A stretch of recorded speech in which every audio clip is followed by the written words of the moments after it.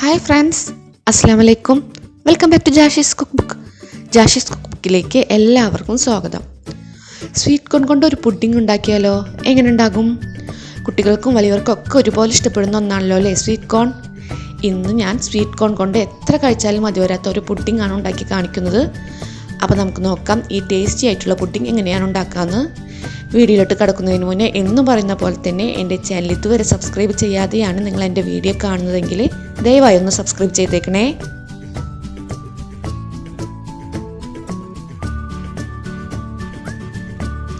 നമുക്ക് പുഡിംഗ് ഉണ്ടാക്കാൻ 400 ഗ്രാം കോൺ വേണം. ഞാൻ ഫ്രോസൺ കോണാണ് എടുത്തിരിക്കുന്നത്. നിങ്ങൾക്ക് വേണമെങ്കിൽ മുഴുവനായിട്ടുള്ള ഫ്രഷ് കോൺ എടുക്കാം.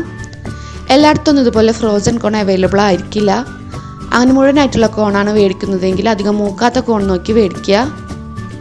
ഈ 400 ഗ്രാം കോണിൽ 200 ഗ്രാം മാറ്റി വെച്ച് ബാക്കി 200 ഗ്രാം കോണൊന്ന് ക്രഷ് ചെയ്തെടുക്കണം.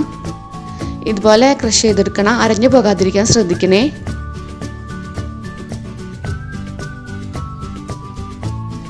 പിന്നെ വേണ്ടത് 3 കോഴിമുട്ടയാണ്. പിന്നെ മൈദ, 1/4 കപ്പ് മൈദ വേണം, 1/4 കപ്പ് പഞ്ചസാര, 50 ഗ്രാം ബട്ടർ. ഇത് 100 ഗ്രാം ഉണ്ട്, ഇതിൽ നിന്ന് പകുതിയെ നമുക്ക് വേണ്ടൂ. 1/4 ടേബിൾ സ്പൂൺ ബേക്കിംഗ് പൗഡർ. പിന്നെ വേണ്ടത് 500 മില്ലി കുക്കിംഗ് ക്രീമാണ്. കുക്കിംഗ് ക്രീമും എല്ലാവരുടെ കയ്യിലൊന്നും ഉണ്ടായിക്കൊള്ളണമെന്നില്ല, എനിക്കറിയാം. നിങ്ങൾക്ക് ഇതിന് പകരം പാൽ ഉപയോഗിക്കാം. കുക്കിംഗ് ക്രീം ആയാലും പാലായാലും ടേസ്റ്റ് ഒക്കെ ഒന്ന് തന്നെയാണ്. പക്ഷേ കുക്കിംഗ് ക്രീമോ അല്ലെങ്കിൽ അതിന് പകരം മറ്റേതെങ്കിലും വിപ്പിംഗ് ക്രീമോ മറ്റോ എന്തെങ്കിലുമാണ് ചേർക്കുന്നതെങ്കിൽ നമ്മുടെ പുഡിങ്ങിന് നല്ലൊരു ക്രീമി ടെക്സ്ചർ കിട്ടും. അത്രയേ ഉള്ളൂ വ്യത്യാസം. ഇനി നമുക്ക് എല്ലാ ഇൻഗ്രീഡിയൻസും ഒന്ന് മിക്സ് ആക്കി എടുക്കാം.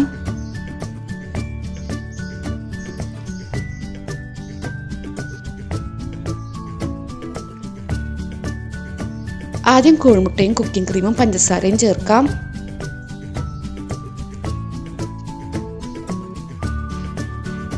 കുക്കിംഗ് ക്രീം കപ്പിലാണ് എടുക്കുന്നതെങ്കിൽ ഏകദേശം 1.5 കപ്പ് വരും.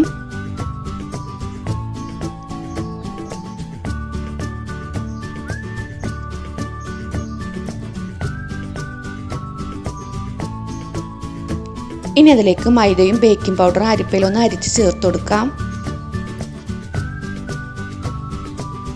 നല്ല പോലെ ഒന്ന് ഇളക്കി യോജിപ്പിക്കാം.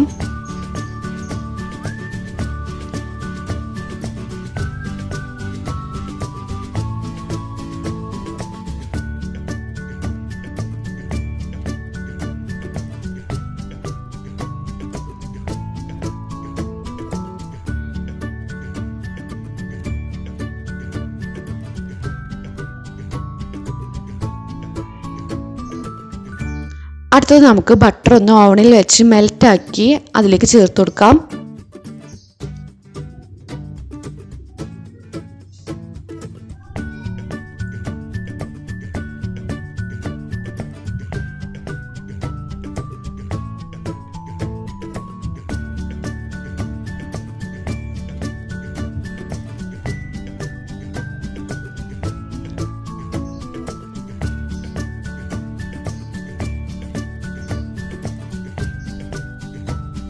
അതിനുശേഷം ക്രഷ് ചെയ്ത് വെച്ചിരിക്കുന്ന കോണും ക്രഷ് ചെയ്യാത്തതും കൂടെ ചേർത്ത് നല്ല പോലെ മിക്സ് ചെയ്തതിന് ശേഷം ബട്ടർ തടവി ഒരു ഗ്ലാസ് ട്രേയിലേക്ക് ഈ ബാറ്റർ നമുക്ക് മാറ്റാം.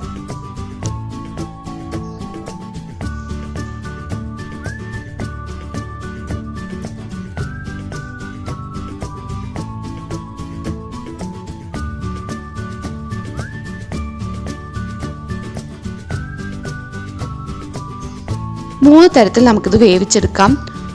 ഒന്ന് സ്റ്റീം ചെയ്തെടുക്കാം, അല്ലെങ്കിൽ ഒരു നോൺ സ്റ്റിക്ക് പാനിൽ ബാറ്റർ ഒഴിച്ച് ലോ ഫ്ലെയിമിൽ വേവിച്ചെടുക്കാം. അതല്ലെങ്കിൽ ബേക്ക് ചെയ്തും എടുക്കാം. ഞാൻ മൈക്രോവേവ് ഓവനിൽ ബേക്ക് ചെയ്താണ് എടുക്കുന്നത്.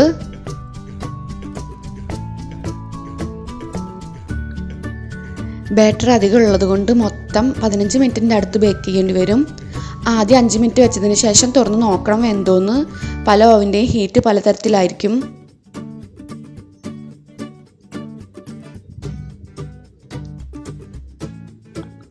ഹാഫ് വേവ് ആയിട്ടുള്ളൂ. ഒരു 5 മിനിറ്റ് കൂടെ വേവിച്ചതിന് ശേഷം നല്ലോണം ചൂടാറിയാൽ പുഡിങ്ങിൻ്റെ അടിഭാഗം മുകളിലാകത്തക്ക വിധത്തിൽ വേറൊരു പാത്രത്തിലേക്ക് മാറ്റി ഒരു 5 മിനിറ്റ് കൂടെ ഒന്ന് വേവിച്ചെടുക്കാം.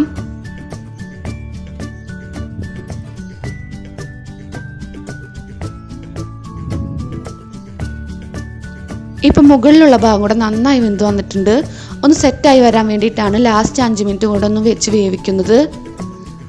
അങ്ങനെ മൊത്തം 15 മിനിറ്റ് ബേക്ക് ചെയ്തെടുത്ത് ചൂടാറിയാൽ ഫ്രിഡ്ജ് വെച്ച് തണുപ്പിച്ചോ അല്ലാതെയോ നമുക്ക് കട്ട് ചെയ്ത് സെർവ് ചെയ്യാം.